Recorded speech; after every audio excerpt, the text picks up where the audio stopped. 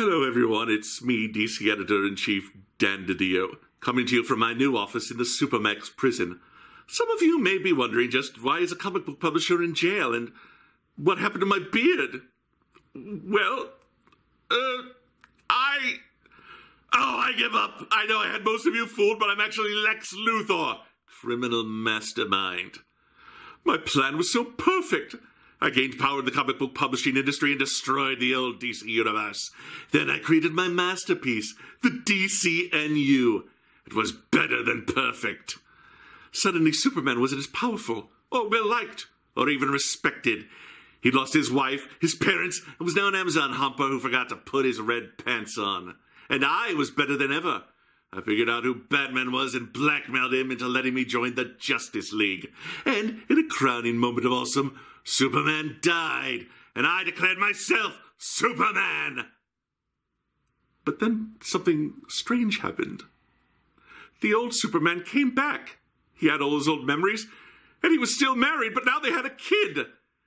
And now he's replaced the dead Superman. He's back with the Justice League, and he's inspiring a new generation to believe in truth, justice, and the American way.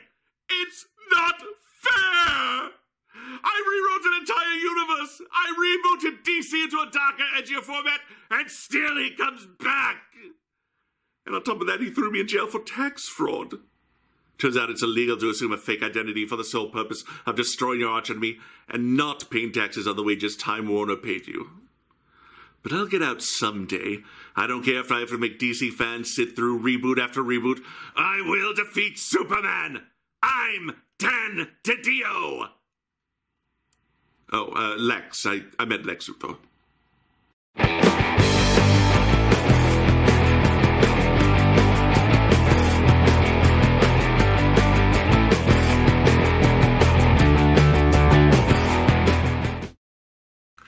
And welcome back to Comic Book Issues. I'm your host, the Last Angry Geek.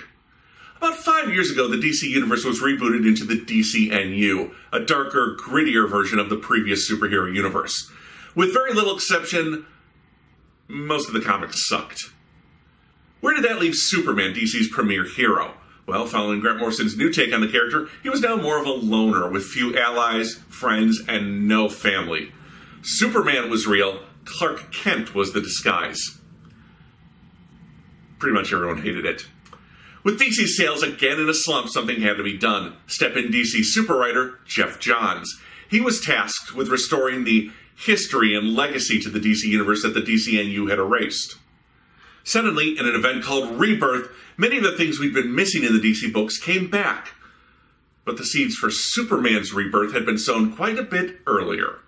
But then a forgettable little event called Convergence happened, in which versions of characters from previous continuities were brought into the DCnU, including the previous versions of Lois and Clark who now had a child together, baby John. When the DCnU finally reasserted itself, they remained behind, living in Kansas as farmers, with Superman acting in secret to allow his family privacy and safety. Then the DCnU Superman died. The DCnU Lois Lane inherited his powers before she too vanished mysteriously. So the previous Lois and Clark decided to step up. He joined the Justice League, began protecting Metropolis, all the while making it home in time to milk the cows.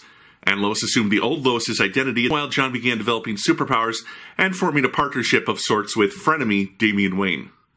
But what about the DCnU versions of Superman and Lois? Would they ever return?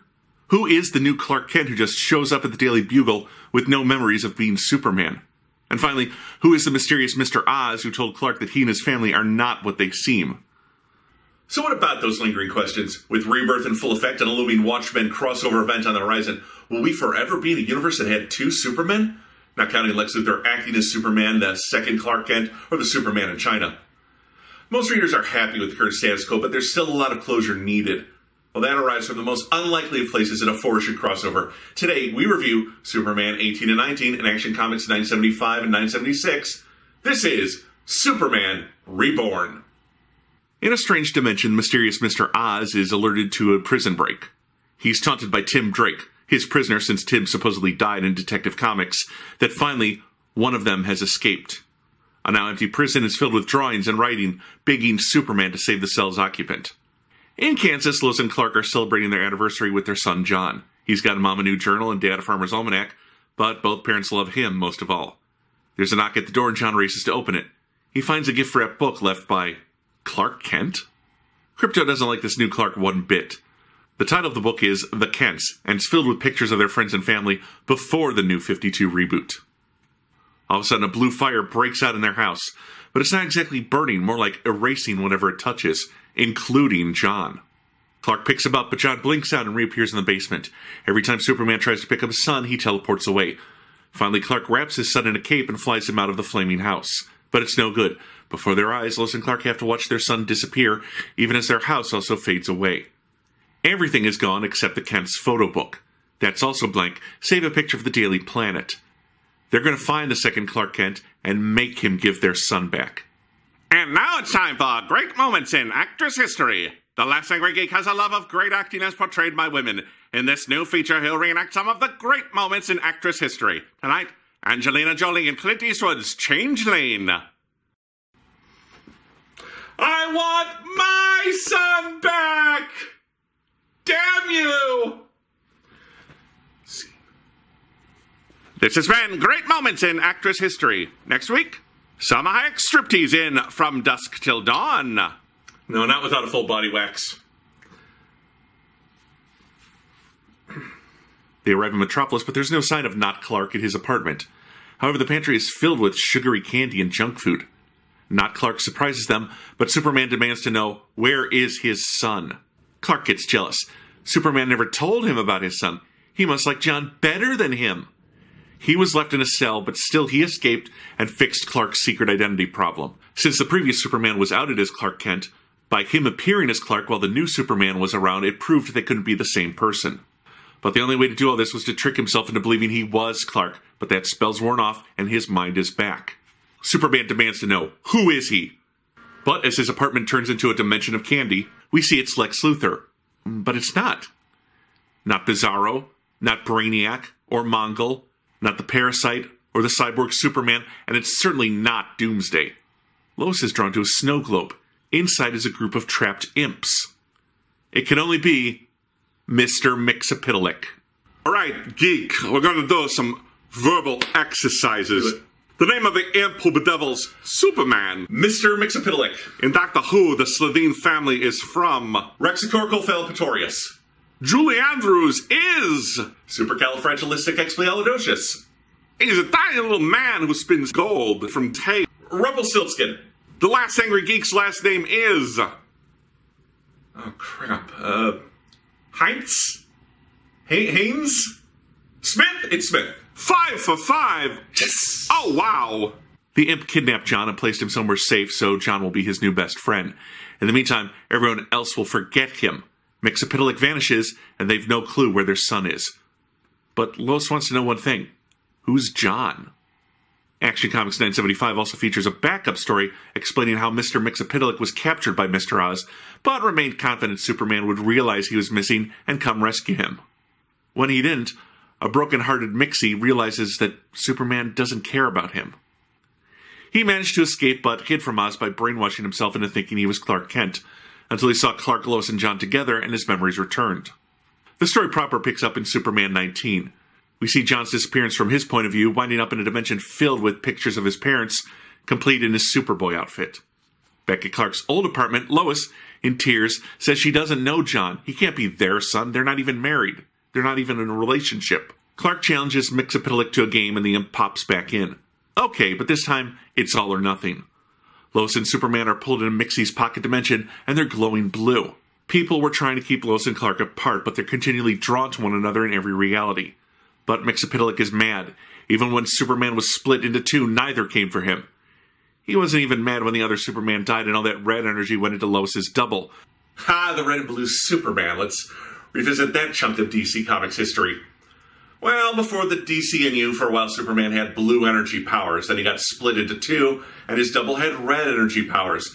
Eventually they merged back together into one Superman, and that was the end of it. Kind of dumb, I know. Who are you, the red Last Angry Geek? No, I'm Chuck. God, self-centered much? They arrive at the Infinite Planet. John's on the top of the globe, but Superman is now powerless. He and Lois have to get to the top. If they do, Mxyzptlk goes away forever. If they can't, John is now trapped in the fifth dimension, and they'll forget him forever.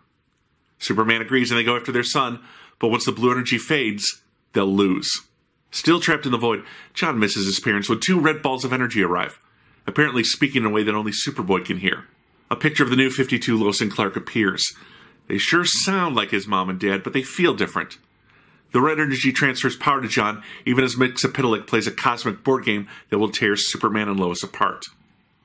But Superman focuses on his family and smashes through to the top of the planet. As Mixie attacks the couple, John begs the red energy to help him. Hanging from a candy cane, Mixapitalik gets them to forget John, even as Superboy is charged up by the red energy. An explosion breaches the top of the globe, blowing everyone off kilter. Suddenly, John is saved. It's Superman, or as Mr. Mixapitalik recognizes him, the new 52 Superman. John is thrilled, but quickly finds out that neither of them recognize him. He accuses Mixapitalik of cheating, but he can't do this. He can only exploit the situation. Superman demands answers, but is he even Superman? Transforming back into Clark, he again rubs it in that he restored Superman's secret identity, but now they need to resolve the issue of John. Lois tries to calm the frantic boy down, but she's not his mother. She's only friends with Superman after all. Far more dangerous to Superman than the Phantom Zone was the Friend Zone. It could only lead to lonely nights eating Chinese food and then drunk dialing Lana Lang. Mr. Mixapitalik explains they're done here, since he must leave per the rules of their contract. However, since the new 52 versions of Lois and Clark don't remember and indeed never had a son, he'll take John with him. And he wants to get going as all this dimensional trickery and switching between versions of Lois and Clark is sure to attract the attention of the entity behind all this. As Superman battles the imp, the energy balls return, now colored blue. They take on human shape in front of John, who recognizes his parents. They charge John with the blue energy, and he blasts Mixapitalik. Oh, this isn't fun anymore. He offers to take John with him, but the boy still refuses. Mr. Mixapitalik leaves, and his pocket dimension begins to collapse. Superman understands that John is the key to all this, and Lois begins to believe that maybe he is their son. By believing in John, the new 52 Lois and Clark merge with their blue energy counterparts, restoring their memories. Elsewhere, Mr. Oz watches in disbelief. They've repaired what was broken. A new reality has been built combining the old DC universe and the new 52 universe. In the Rebirth universe, Lois and Clark fell in love, were married, and had a son. One Clark Kent, one Lois Lane. Whole, the family returns back to Metropolis. Oz considers how the two realities have combined thanks to the love of the super family. And who will decide the fate of this new reality, as a red planet looms mysteriously in the darkness. And thus, after a seemingly minor crossover story arc, a major change has been left in place. The DCU is gone. The DCnU is gone. Now there's the Rebirth universe. But was this story just a cheap trick to curry favor with an old audience, or is this truly a rebirth of who and what Superman was meant to be? Let's take a closer look. When DC decided to keep the super family after Convergence in the Lois and Clark series, it seemed like DC was trying to have its cake and eat it too. Then with no promotion or big worldwide coverage, like last time, they killed the current Superman and swept the previous Clark in to take his place. Then Lois disappeared into the ether in Superwoman, and they swept the previous Lois into her place. John didn't replace anyone, but did make a nice foil for Damian Wayne. After all, if Batman could have a son, why not Superman? So in essence, DC Comics pulled a reverse One More Day. Rather than coming up with a controversial storyline to undo a marriage, they came up with a slightly convoluted storyline to restore the Lois and Clark marriage. But this left some problems. There were still two Supermen in this universe, and with the added attention Rebirth was bringing, no one wanted to spend the whole time explaining that there used to be another Superman. A prelude to this might have been the Superman Annual, which had Swamp Thing confront Superman and help him come to terms that his life in the previous DC universe was over, and he had to make his peace with living in this newer universe. Also in the Rebirth special, hints of this, let's call it a streamlining, began to play out as Mr. Oz appeared to Clark and told him that he and his family were not what they seemed. This brings us to the here and now. I give credit to Peter Tomasi, Patrick Gleason, and Dan Jurgens. This streamlining had a lot of unexpected twists, such as revealing that duplicate Clark was a brainwashed Mixapitalik, also that Mixie feels so betrayed by Superman. And examining how the imp always viewed their relationship was a nice way to reintroduce a character traditionally viewed as silly and inconsequential, and connect him to the audience while at the same time make him seem more dangerous and threatening. Will he destroy the super family?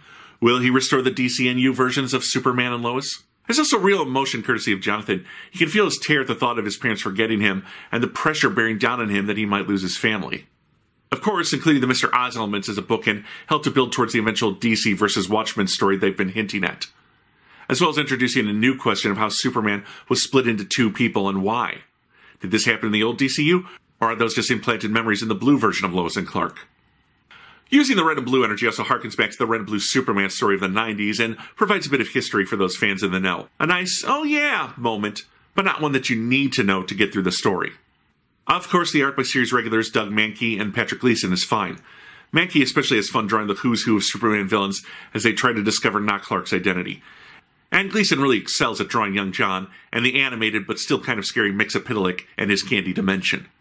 Now, like Green Lantern and Batman before him, Superman's history has been restored to what it was. The DCnU adventures still happen, but with a married Superman who had a child. But there are still questions. Like, where does this leave past parts of DCnU continuity, specifically the Wonder Woman romance and Lois's outing of Clark Kent's secret identity? This crossover was a lot of fun, full of unexpected twists, emotional stakes, and with a story that advances the meta-plot making its way through DC Comics in the post-Rebirth universe. Would that make it Afterbirth? Like any good crossover, we've got answers, but some new questions have popped up as well. I give Superman Reborn 5 out of 5 stars. Like any good Superman story, it highlights what's best about the Man of Steel, his compassion and loyalty for the people he cares for. Knowing my rebirth will come in the form of me being replaced by Chuck.